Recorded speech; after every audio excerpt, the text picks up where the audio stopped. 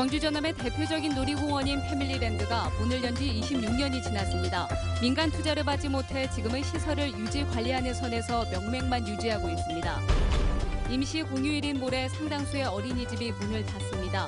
맞벌이 가정은 아이 맡길 곳을 찾느라 소갈이를 하고 있습니다. 지역 중소기업들이 혁신도시에 들어선 공공기관 덕을 톡톡히 보고 있습니다.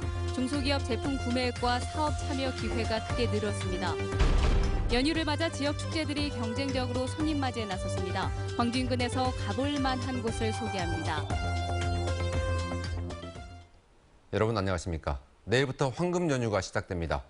어린이날이 끼어 있어서 놀이공원에 가는 분들도 많으실 겁니다. 그런데 광주 전남의 유일한 종합유원 시설인 패밀리랜드는 갈수록 노후화되는 데다 당장은 시설이 나아질 기미도 없습니다. 송정근 기자입니다. 어린이날 하면 떠오르는 신나는 놀이기구로 가득 찬 놀이동산. 수도권까지 원정을 가지 않는다면 올해도 답은 패밀리랜드로 정해져 있습니다. 지금 있는 애들이 탈 수 있는 게 정해졌어요. 근데 좀 오늘 좀 뭐 반나절이나 좀 길게 보내려고 왔는데 근데 탈 수 있는 게 한 5개, 6개 타버리면은 애들은 탈 수 있는 게 한정이 돼 있더라고요. 호남 지역 최대의 종합유원지로서 20, 30대에겐 추억의 공간인 패밀리랜드. 하지만 아이들이 어른이 되는 사이 패밀리랜드 역시 나이를 먹었습니다. 녹슨 간판과 낡은 시설들에서 사반세기의 세월이 고스란히 묻어납니다. 지난 1991년에 문을 연 광주 패밀리랜드는 올해로 26년째를 맞이하면서 이 시설 대부분이 노후화됐습니다. 놀이기구 수 역시 대부분 예전 그대로라 롯데월드나 에버랜드에 비하면 절반 수준에도 못 미치고 있습니다. 예전에는 카오스 탈 때는 삐걱거리진 않았거든요. 그냥 자유롭게 움직였는데 카오스 타려면 덜컹거리고 삐걱거리고 그래서. 이렇다 보니 이용객도 꾸준히 줄어들고 있습니다. 광주시가 활성화를 위해 최근까지 3차례의 민간 투자를 시도했지만 모두 무산돼 지금은 단순히 시설을 유지관리하는 위탁 사업자를 찾고 있는 상황입니다. 놀이공원의 운영 활성화를 위해서 이 놀이 규정도 늘리고 시설에 투자하기 위해서 민간 투자 사업을 공모했으나 투자자가 나타나지 않았습니다. 그래서 관리 위탁으로 돌아서게 됐습니다. 주요 종합유원지는 수도권 지역에 밀집돼 있고 충청권이나 경상권에도 골라갈 수 있는 유원지들이 있지만 광주 전남에는 패밀리랜드가 유일한 상황. 모처럼 황금 연휴를 맞이한 지역민들은 언제 나아진다는 기약도 없이 올해도 낡은 놀이공원으로 향하고 있습니다. MBC 뉴스 송정근입니다. 그래도 연휴 기간에 아이들과 함께 놀 수 있으면 그나마 행복한 경우입니다. 임시 공휴일에도 쉬지 못하는 분들이 적지 않은데 아이들을 맡길 곳조차 없어서 고민에 빠진 부모들이 많습니다. 정용호 기자입니다. 만 7세 이하의 유아와 아동 140명이 있는 어린이집입니다. 이곳은 오는 6일 임시 공휴일에도 정상 운영을 합니다. 부모들이 자녀를 맡기고 일터로 나가야 하기 때문입니다. 자영업을 하신다거나 의료업에 또는 일반 마트에 근무하신 분들은 이렇게 대조 공휴일에 아이들을 등원을 해야만 하는 그런 상황입니다. 하지만 광주 전체적으로는 임시 공휴일에 문을 닫는 어린이집이 더 많습니다. 전체 어린이집의 60%, 10곳 가운데 6곳가량이 휴무에 들어갑니다. 때문에 임시 공휴일에 정상 출근해야 하는 맞벌이 가정에서는 아이를 맡길 곳이 없어 난감해하고 있습니다. 중소기업이 많은 하남 산단의 경우 70% 이상의 업체들이 정상 근무를 하면서 어린 자녀를 둔 여직원들은 고민이 많습니다. 맞벌이 부부가 좀 난감하죠. 어린 애기들을 봐줄 데가 없으니까요. 갑작스럽게 임시 공휴일을 지정한 정부에 대해 불편한 심기를 드러내기도 합니다. 마음이 안 좋죠. 아기를 뭐 어디 짐도 아니고 여기에 맡길 수도 없고 저기에도 맡길 수 없고 그게 좀 많이 불편하죠. 어린이날 직후에 자녀를 누구에게 맡길지 고민해야 하는 상황이어서 맞벌이 부부들의 속은 더욱더 편치가 않습니다. MBC 뉴스 정용욱입니다. 빛가람 혁신도시의 둥지를 튼 공기업 덕분에 중소기업 제품 사용이 늘고 있습니다. 공공기관이 시행하는 사업에도 광주 전남 지역 기업들의 참여율도 꾸준히 높아지고 있습니다. 이계상 기자입니다. 한국전력이 발주하는 공사에서 변압기와 배전반 등 전력 기자재는 중소기업 제품을 활용합니다. 경쟁 입찰 방식을 통해 자재를 납품할 업체를 선정하게 되는데 지난달부터는 에너지밸리에 입주한 업체에 가산점을 주다 보니 광주 전남 지역 기업의 제품 구매율이 조금씩 상승하고 있습니다. 에너지밸리 입주 기업에 대해서는 적극적으로 좀 계약 제도 측면에서 좀 우위를 점할 수 있도록 그 제도를 개선을 점점 해나갈 방향입니다. 광주 전남 제주 권역에서 공공기관의 중소기업 제품 구매액은 지난 2013년 5조 원에 불과했다가 2014년에 12조 3천억, 작년엔 14조 6천억 원으로 3배 가까이 늘었습니다. 빛가람 혁신도시로 공공기관이 이전한 이후 중소기업 제품 사용량이 눈에 띄게 많아졌기 때문으로 분석됐습니다. 공공기관에서 발주하는 사업에 중소기업의 참여 폭도 확대되고 있습니다. 26개 기업이 협업을 하고 있는 우정사업정보센터에는 중소기업 위주로 재편되면서 지역업체의 컨소시엄 참여 비율이 20% 이상으로 늘었습니다. 컨소시엄 구성에서 사업 참여 때문에 지역업체가 많이 참여될 거고 그러다 보니까 지역 인재가 아무래도 많이 들지 않나 싶습니다. 혁신도시 공공기관에서 청소와 경비, 식당 운영 등을 담당하는 인력도 500명이 넘는 것으로 집계됐습니다. 공공기관이나 공기업의 전문 근로자를 파견하는 지역의 업체들도 보다 많은 사업 참여 기회를 갖게 됐습니다. MBC 뉴스 이계상입니다. 광주 지역에서도 옥시 제품 불매 운동이 시작됐습니다. 광주 환경운동연합은 옥시레키 뱅키저가 피해자들에게 충분한 개별 보상을 할 때까지 대형마트 1인 시위 등을 통해 옥시 제품 125종에 대한 불매 운동을 전개하기로 했습니다.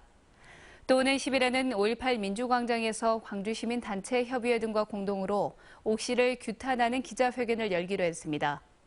광주 전남의 가습기 살균제 피해자는 55명으로 이 가운데 7명이 숨졌습니다. 광주 도시철도 2호선의 푸른길 우회 구간 공법이 확정됐습니다. 광주시는 전문가 자문을 거쳐 남광주 고가 대남대로의 하부를 통과하는 공법으로 낮은 방식을 결정했다고 밝혔습니다. 이 방식은 보강제를 이용해 집안의 안정을 유지한 상태에서 지하터널을 뚫는 공법으로 교통체증을 덜 유발한다는 점이 장점으로 꼽힙니다. 광주시는 전략환경영향평가와 실시 설계 등의 절차를 거쳐 오는 2018년 상반기에 2호선 공사를 시작할 예정입니다. 이번엔 연휴 기간에 볼거리, 놀거리를 어디서 찾으면 좋은지 이미지 뉴스 리포터가 알려드립니다. 대나무 숲 사이로 스며드는 바람에 마음이 한층 여유로워집니다. 소금 연주와 가벼운 춤이 어우러진 플래시몹처럼 오가며 즐기는 상설 공연들이 열리고 죽제품을 만드는 모습도 볼 수 있습니다. 운수 대통이라는 주제로 열린 18회 담양 대나무 축제가 중록원 일대에서 펼쳐지고 있습니다. 주변 거리 볼거리도 많고요. 중간중간에 체험하는 것도 많이 있고 일단은 공기가 너무 좋아요. 넉넉한 기간 덕분에 나들이 계획 세우기 좋은 연휴. 전남 각 지역에서는 가족들과 즐길 수 있는 프로그램들이 마련돼 있습니다.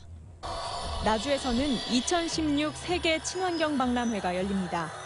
남도가 가진 자연 친화적인 문화를 관광과 식품 등 미래의 산업 자원으로 활용하기 위한 다양한 볼거리와 문화 행사가 방문객들을 기다리고 있습니다. 박람회 기간 동안 빛가람 혁신도시 전망대도 임시 개장해 중앙호수공원과 나주시 전경을 볼 수 있습니다. 녹차의 고장 보성에서는 차를 만들어보고 길이 190m의 녹차 트리가트를 볼 수 있는 다향 대축제가, 완도에서는 풍부한 해양 자원을 접할 수 있는 장보고 축제가 열립니다. 국립아시아문화전당에서도 볼거리와 놀거리가 풍성한 가족 문화축제가 연휴 기간 계속됩니다. 어린이날에 홈 경기를 갖는 기아 타이거즈는 어린이와 선수가 함께하는 명랑 운동회를 열고 염주 실내 빙상장도 어린이날 하루 동안 무료로 개방됩니다. MBC 뉴스 이미지입니다.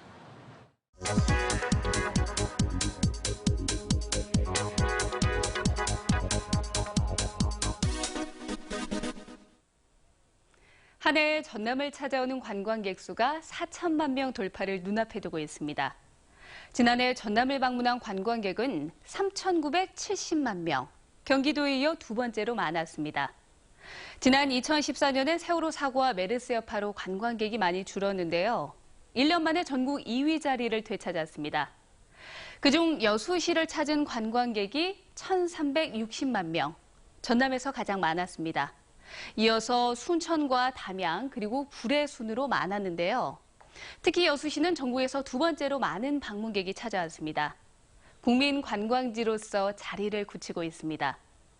전남을 찾는 방문객이 많아진 이유는 KTX가 개통되면서 접근성이 좋아졌고요. 여수 세계박람회와 순천만 국가정원 지정 등으로 관광 인프라가 넓어졌기 때문입니다. 전라남도는 아름다운 자연과 문화를 담은 개성 있는 관광 상품을 계속 개발하고 있는데요. 관광객 5천만 시대를 여는 날도 그리 멀지 않아 보입니다. 카드뉴스였습니다. 호남고속철도의 주말 좌석이 늘어날 것으로 보입니다. 국민의당 광주 지역 국회의원들은 호남고속철도의 부족한 좌석 문제를 해결하기 위해서 정부가 주말 좌석 확충 방안을 마련해 즉각 시행하기로 했다고 밝혔습니다. 또 주차 문제 해결을 위해 후면 주차장 증서를 차질 없이 추진하되 그 전까지는 발레 파킹 제도를 도입하겠다는 국토부 차관의 답변을 전했습니다. 이번 연휴의 날씨는 변덕을 부릴 거라고 합니다. 비 소식에 황사예보까지 있습니다. 나들이 계획 세우시는데 참고하시기 바랍니다. 김은수 기상캐스터입니다. 강한 저기압이 통과하면서 이틀 정도는 날씨가 좋습니다. 따라서 어린이날인 연휴 첫날 낮까지는 비교적 맑은 날씨가 이어질 것으로 보입니다. 어린이를 위한 날, 가족 야외 나들이의 날씨로 인한 지장은 없겠습니다. 하지만 밤부터 전남 해안에 비가 시작돼 임시 공휴일인 모레는 남부지방에 강풍을 동반한 비가 내리겠습니다. 예상 강우량은 광주와 전남에 5에서 10mm, 남해안은 최고 40mm가 되겠고 오후 늦게부터 차차 그치겠습니다. 연휴 후반인 7일과 8일에는 날씨가 좋습니다. 대체로 맑거나 구름만 끼는 날씨가 이어지겠습니다. 하지만 중국 북부에서 불청객 황사가 발원해 우리나라에 영향을 줄 가능성이 높아 안심할 수 있는 상황은 아닙니다. 모처럼 찾아온 황금 연휴의 날씨 변화가 심합니다. 나들이나 외출하기 전에 기상 정보를 꼼꼼히 확인하시면 좋겠습니다. MBC 뉴스 김은수입니다. 봄철 미세먼지와 꽃가루가 기승을 부리며 봄철 대표 질환인 안구건조증과 알레르기성 결막염 환자도 급증하고 있습니다. 광주 지역 한 안과의 조사에 따르면 지난 4월 한 달간 알레르기성 결막염 환자는 지난 1월에 비해 2.5배 가까이 늘었고 안구건조증 환자도 2배 이상 증가했습니다. 전문가들은 두 질환 모두 눈을 비비면 가려움과 염증이 심해진다며 결막염에는 냉찜질을 하고 건조증에는 눈물약을 넣어야 한다고 조언했습니다. 오늘 오전 9시쯤 구례군 문청면 섬진강변에서 카누가 전복돼서 53살 이모 씨 등 2명이 물에 빠졌습니다. 이 사고로 이 씨가 어깨를 다쳐 병원으로 옮겨졌고 다른 탑승객은 자력 탈출한 것으로 확인됐습니다. 소방당국은 어제 호우로 물이 불어난 상태에서 카누가 뒤집힌 것으로 보고 있습니다. 제10회 5월 어머니상 수상자로 김병균 목사와 김종률 문화재단 사무처장, 근로정신대 할머니와 함께하는 시민 모임이 선정됐습니다. 수상자는 김 목사는 5.18 진상규명과 책임자 처벌을 위한 투쟁에 앞장서왔으며 김 사무처장은 5.18을 상징하는 곡인 임을 위한 행진곡의 작곡자입니다. 단체 부문 수상 시민 모임은 지금까지 근로정신대 할머니들과 함께 과거사 문제 해결에 노력한 공로를 인정받았습니다. 상위 군경회와 광복회 등 10여 개 보훈단체로 구성된 중앙보훈단체 안보협의회는 임을 위한 행진 5.18 기념곡 지정을 반대한다고 밝혔습니다. 협의회는 북한과 관련성 있는 노래를 굳이 기념곡으로 지정하고 재창을 강요한 것에 반대한다며 기념곡 지정을 강행한다면 가능한 모든 방법을 동원해 저지하겠다는 뜻을 여야 정당에 전달했습니다. 광주시가 식음료 분야의 유망한 청년 상인을 발굴해 지원하기로 했습니다.